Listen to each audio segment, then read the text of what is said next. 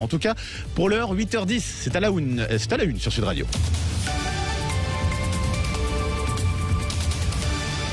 Il y a peut-être un petit côté un peu espagnol, c'est à la uno, oui, on ne sait pas en tout cas. C'est à la une tout de suite avec ces 15 présidents de département qui refusent de payer le RSA aux personnes non vaccinées privées d'emploi. Ils l'ont fait savoir dans une lettre ouverte envoyée au Premier ministre. Parmi ces départements, on trouve notamment la Gironde, les Landes, le Gers, l'Aude, Lot-et-Garonne, la Seine-Saint-Denis, mais aussi l'Ariège. Nous sommes justement avec la présidente socialiste du conseil départemental ariégeois. Bonjour Christine Tequille. Bonjour. Merci beaucoup à vous d'avoir accepté notre invitation ce matin sur Sud Radio. Déjà, qu'est-ce qui vous a poussé à demander au gouvernement de ne pas payer le RSA aux personnes qui ont perdu leur emploi faute de vaccin? Pourquoi une telle requête? Écoutez, il faut revenir un petit peu sur le contexte. Le contexte, c'est que le gouvernement avait instauré une vaccination obligatoire pour certaines professions, un pass sanitaire obligatoire pour d'autres, et puis la suspension du contrat de travail et du salaire, donc, pour ceux qui ne s'y conformeraient pas. Alors, de notre point de vue, une loi encore mal pensée, mal anticipée et mal ficelée. Mal pensée parce que c'est une obligation vaccinale qui ne porte pas son nom, et avec la fin de la gratuité des tests PCR, l'État pensait que tout le monde rentrerait dans le rang, et ça n'a pas été le cas, puisque les employeurs ont été amenés à suspendre les contrats de travail et donc le revenu d'un certain nombre de salariés qui ont refusé le deal.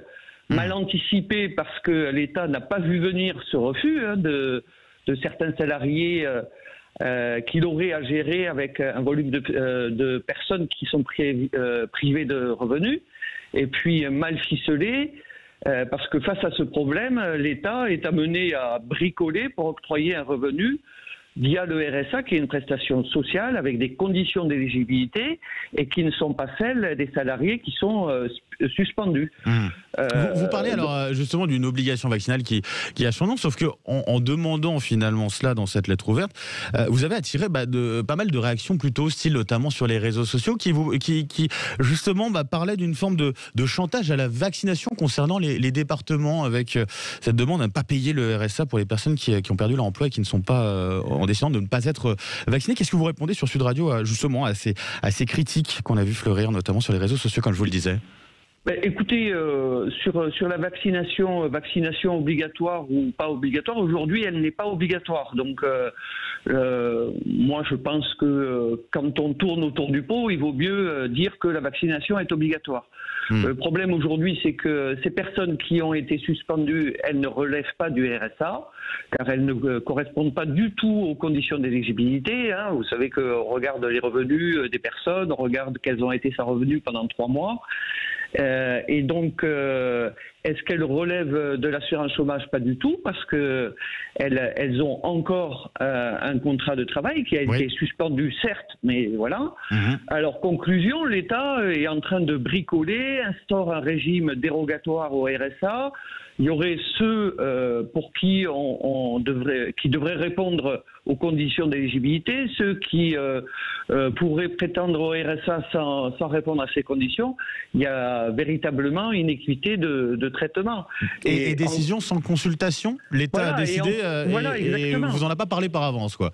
Voilà, exactement. On a découvert ça un petit peu par hasard. Et encore une fois, on décide à Paris et on fait payer les départements. Nous, ce qu'on demande, c'est que l'État règle la dot et que le RSA ne soit pas une prestation sociale que l'État voudrait détourner parce qu'il se trouve face à un problème. Parce que pour un département comme l'Ariège, vous savez à peu près combien ça représenterait justement, quel montant à verser?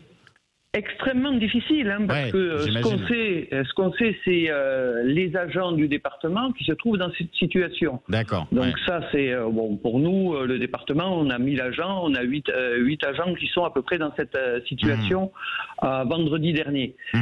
Par contre, ça concerne toutes les entreprises, toutes les autres collectivités qui auraient été amenées à prendre les mêmes décisions. Donc extrêmement difficile aujourd'hui d'avoir un volume, si ce n'est d'aller consulter toutes les entreprises et toutes les collectivités du département. Donc voilà, on n'a aucune visibilité encore une fois là-dessus.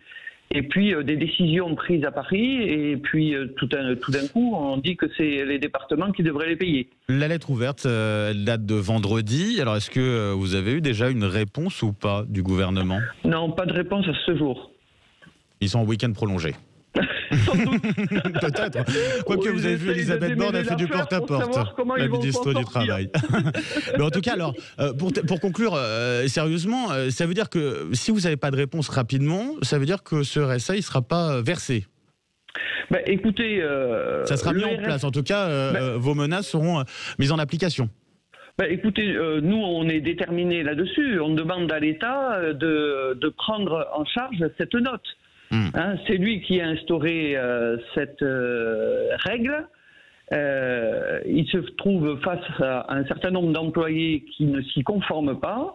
Nous, on suspend les contrats de travail comme la loi nous le dit, hein, bien entendu, hein, mais à lui de régler la note pour les personnes qui ne relèvent pas, encore une fois, hein, de cette prestation sociale parce qu'elles ne répondent pas aux conditions d'éligibilité.